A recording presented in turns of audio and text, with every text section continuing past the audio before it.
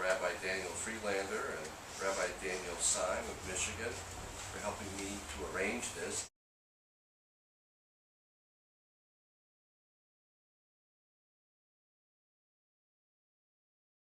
I would certainly extend my heartfelt thanks to Principal Donald Krause and to Rabbi Hank Skirbo, who my father thought the world of.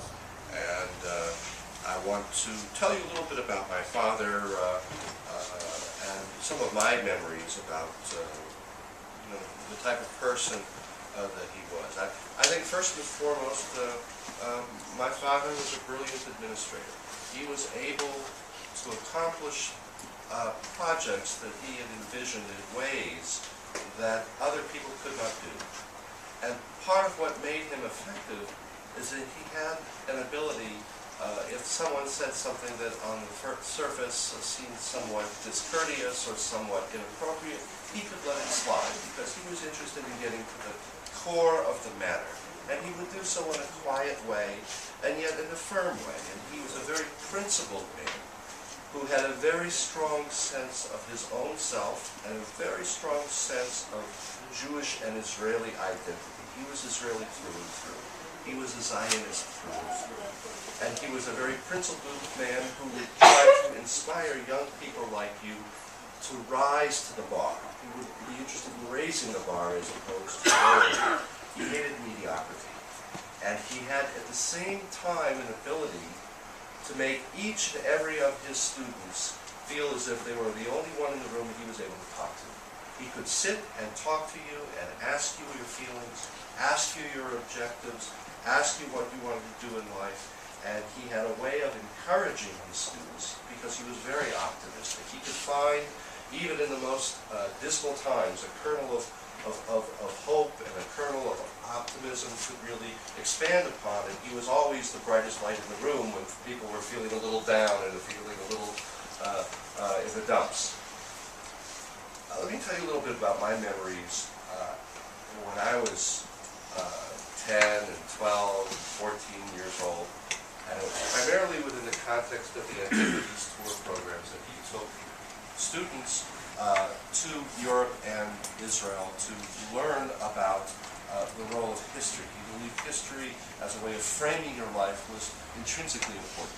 He believed that to know yourself required knowing the historical context from which you came from, and it gave us some insight about the future.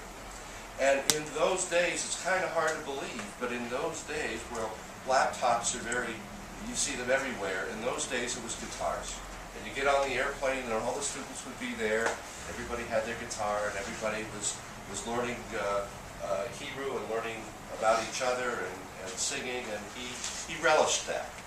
And when you got to Europe, and when you got to Israel, we went through the historical sites.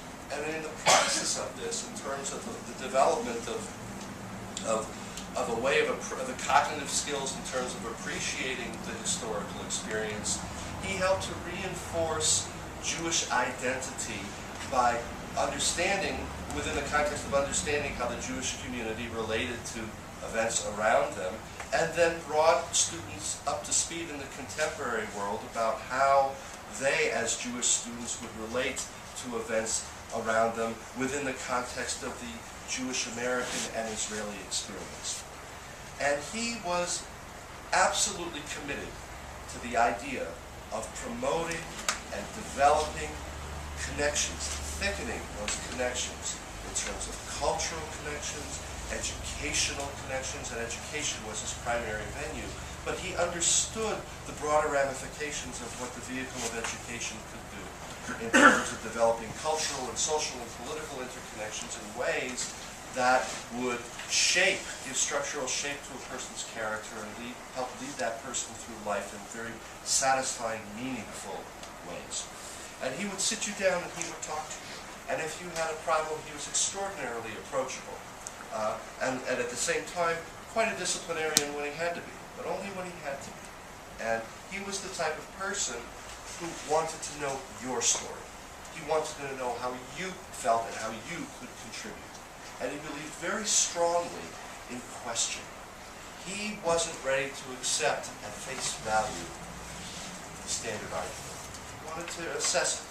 And this came within the context of Israeli policy and American policy and within the context of education. And he was interested in promoting harmonious relationships between peoples, what in the discipline of conflict resolution we call positive peace. He was interested in promoting a set of relationships that would work to overcome impediments to this type of proactive peace and the cultural and political biases that people have.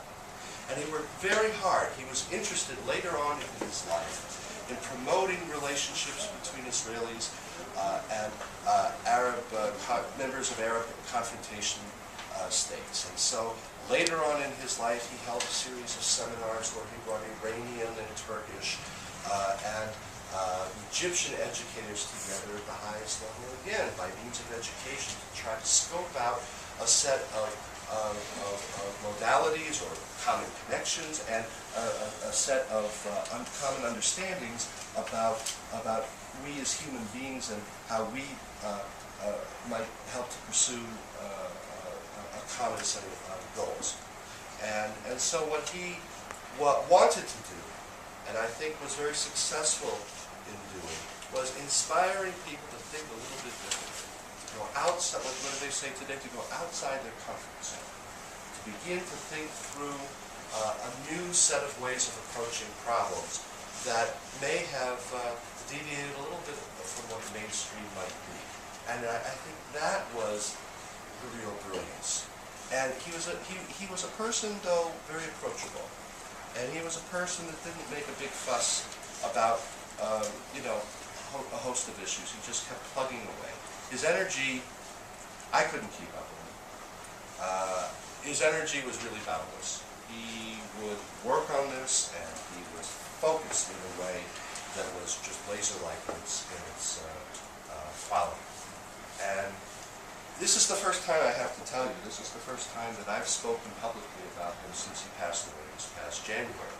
And it really is indeed the first time I've spoken about him at all, because in the ceremony that we had for him at Temple Israel in Massachusetts, the style of ceremony was that you wouldn't have members of the family give their comments at that time. Although Rabbi Jeremy Morrison did a wonderful job after talking with each of us, and so my comments reflect some of his observations as well.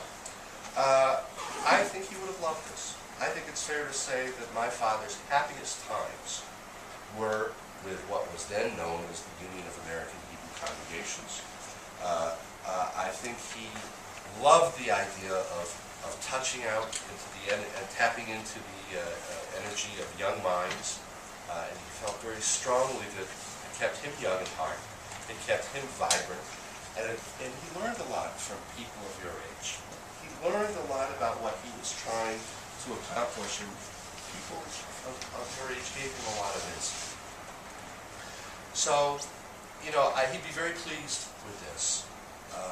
He wasn't well in his latter years. He had suffered a stroke when he was 56, which is very young. I know it doesn't seem so young to you, but it's very young. He would be very, very proud of what Baruch Krauss and what other Baruch Krauss's faculty and staff have done here with the EIE High School. And in closing, let me say that he would say to you, he would encourage you to think, and encourage you to question, and encourage you to be the type of person you feel you should be. A principled, ethical, upstanding person, embracing Jewish culture, Judaism, and he would ask you to find your own way. He was very much an individualist in that sense. Within the common milieu of the Jewish identity, that you find your own way to make a contribution, give back. And give back what many of those have invested in you as individuals. And he'll be very, very happy to see you here. Very, very happy to know that the work that he started 50 years ago with Rabbi Skirbo, with Rabbi Samuel Cook, and others, has thrived in effective and sustaining ways and continues to draw the type of quality students that I can see that you are. So have faith and keep focus on your work and on your development as the type of human being that you know you can become. And you will be in many ways fulfilling a mission that he saw, to develop students with the type of Jewish identity and commitment and integrity that I know that you have. Thank you.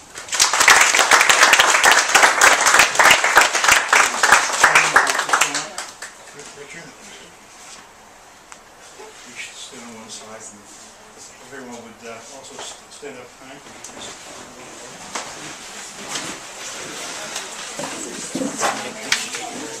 Oh yeah.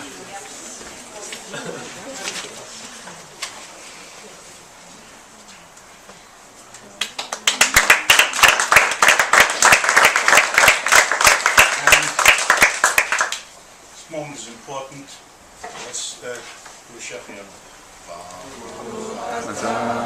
Adonai Eloheinu melech haolam שהחיינו וקיימנו והגיענו לזמן הזה.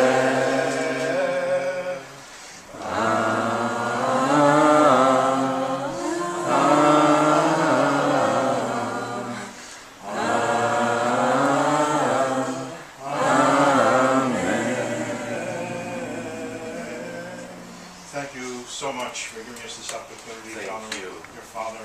Thank you so much. Okay. This end, everyone, go to class.